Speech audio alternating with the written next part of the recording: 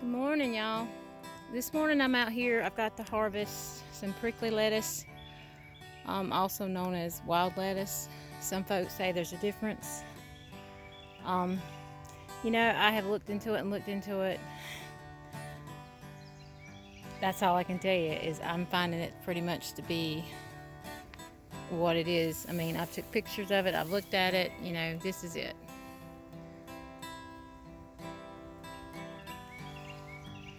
Prickly lettuce,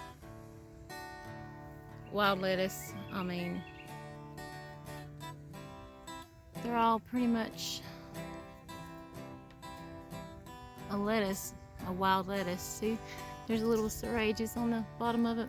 The leaves, little, looks like thorns like, and that's it when it's flowered. Anyway, I've got to mow this backyard. It has like gotten away from me. And I was waiting to mow it because I had this growing. And I wanted to get it before it went to flower, because whenever something goes to flower, it's putting most of its medicinal value within its leaves and its flowers. So I'm going to harvest this part of it right down here before it goes to flower. And I'm just going to cut a top portion down here at the bottom. And then we're going to take it to the table over here in the yard, and we're going to tincture it. Now look at these daggum beetles. This is something I don't like seeing on anything I have, because they eat the hound out of everything. Japanese beetles, disgusting. And them two, they don't need to be doing what they're doing. Go away. I don't want them populating. Alright, so let's get to harvesting some prickly lettuce. Alright, y'all see that white sap?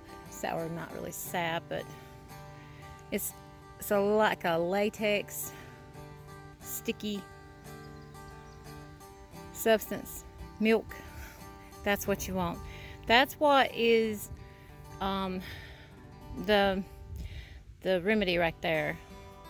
You want to get that into your jars. It's all within the leaves, and that is what is the healing properties right there. You want to see that. So we're going to cut it up and put it in our jar and tincture it. I want to show y'all, look at this. I pulled looked like a bad leaf off of it, had something on it, and look at it how it's coming out right there. It's full of it, and look at my jar.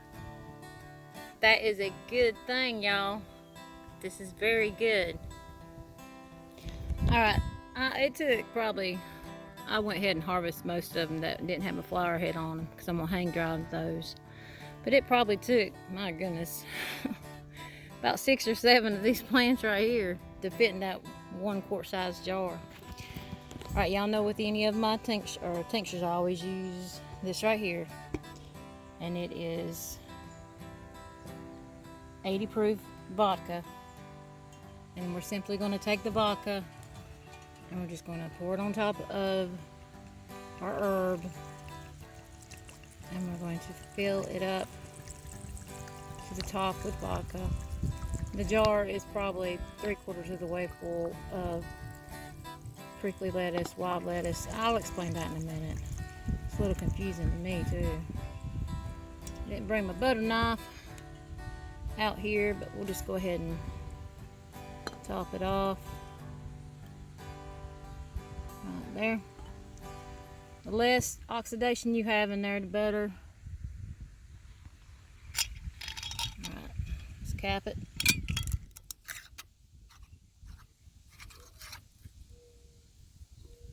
All right, now I'm just going to pick it up and I'm going to shake it. Kind of get it stirring in there. That's a label off of a Dollar General jar. This is one of my Dollar General jars, y'all. I've been using these to tincture them with. Instead of canning with them or jarring with them, I've been using these to put my tincture in. And they're beautiful jars to put your tincture in. Alright, so there we go. Tincture is made. Now it's got to sit for 8 weeks in a cool, dark place. Okay, let's go ahead and put our top back on our vodka. And it'll take half of that vodka to fill that up. See? It'll take pretty near half of it, almost. So, you'll get 2 quarts and then a piece of one out of one of these bottles here. Or you can get 4 to 5 pints of tinctures. It depends on how much you're going to want this tincture to have around. If you're going to not use it that much, you can put it in a pint size, or you can even put it in a half pint size jar. But, you know, this has got some really good stuff in it. So let's talk about it. So I try to bring y'all a herbal book into my videos now. And this one was gifted to me by some very, very sweet family of mine. I love them. They're my Papa and Ma, I call them. They know who they are. Anyway, this is one of the cool books, the herb book. I mean, this is like back in 1974, you know, so it's got some really cool stuff. So here's the thing. Prickly lettuce, wild lettuce, my goodness, in different there's different classifications, and then in some things they're called the same. Look at it. Okay, there's the leaf. You know, it's got little pricks on the bottom of it. I think that's why they call it prickly lettuce. It's because of the little, I'm trying to get y'all to see it. You can't really see it good there, but anyway, maybe here you can see it right there. Yeah, there you go, because it's prickly. But when you go looking at the classifications of wild lettuce, that's exactly what it looks like. So, you know, it's a lettuce. It contains, I think it, what is that? Contains, like, it's opium, but it's not to the extent of the kind that's going to get you hooked on it like they do. They, you know, soup up and poison up, and pharmaceuticals, and people do it in their own sick labs and whatever. So I looked up prickly lettuce, looked up wild lettuce, yada yada yada, and like, good night, 4 or 5 of them are herbal books.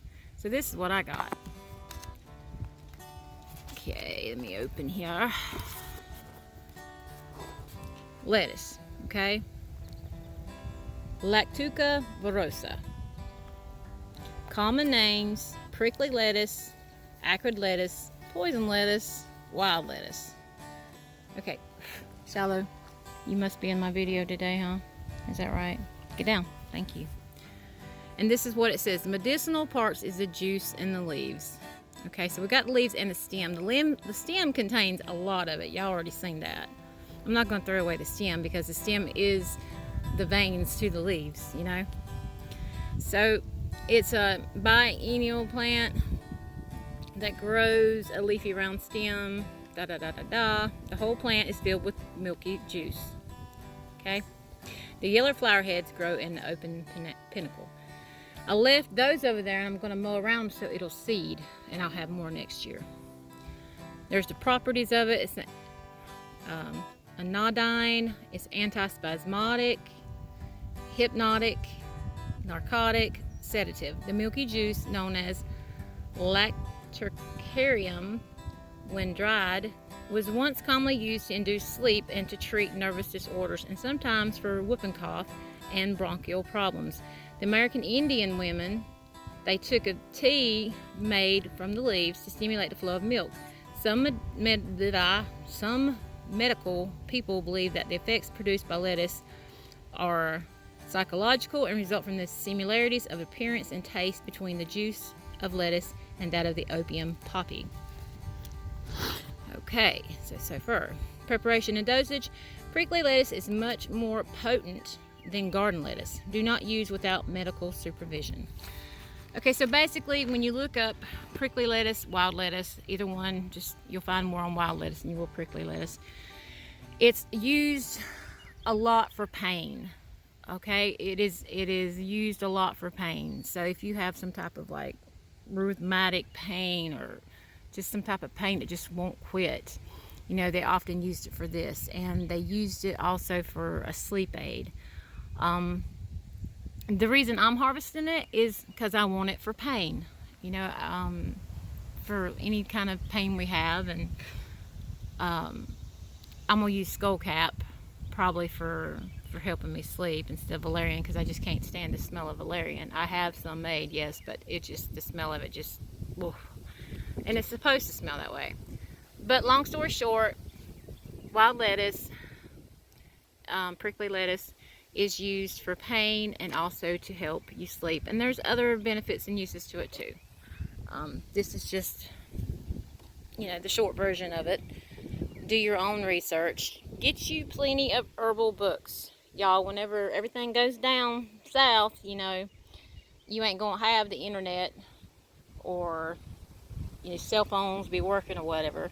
I mean, those of y'all that live in the world and take the mark and all that crap, yeah, you'll be all right for a little while, but eventually it's going to happen to you too. So, but those of us that are Yahuwah's children, who will never ever consider such blasphemy, you know, we're going to be taken care of by Him throughout all these hard days coming.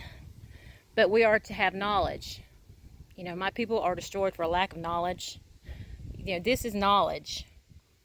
This is knowledge. His scriptures are knowledge. And this is knowledge. This teaches you how to use His creations on this land to help get you through, to help keep you healthy, not the pharmaceutical poisons. Do not mix this with, if you're taking some type of pharmaceutical, do not mix this with that. You know, you need to do either one or the other. Make your own choice. I ain't telling you what to do. I ain't a doctor, I ain't a nurse, yada yada yada. This is just for educational purposes. This is what I do. This is part of being, you know, an herbalist, a studying herbalist. Herbalist period is learning to find your own medicines, learning yourself on them, and learning how to use them. Learn your dosage. That's up to y'all. This is just a piece of information. You take it, look it up, don't be lazy. Go for it. Alright? Do what you want to do. This is what I do. So with that being said, HalleluYAHUWAH for a beautiful, beautiful, beautiful day here on the farm, as y'all seen earlier this morning from a previous video. Got a lot to do as usual. Already canned or jarred 12 quarts of maters, and I got a few more I got to get to. Some mowing today, some gardening today, some tincturing today. And always don't forget to pray and thank our Abba Yahuwah for His many pur'poses on you and for His protection. Y'all, times are fixing to get rough. Be prepared. Shalom from Hill'Top Hollar, y'all. HalleluYAHUWAH.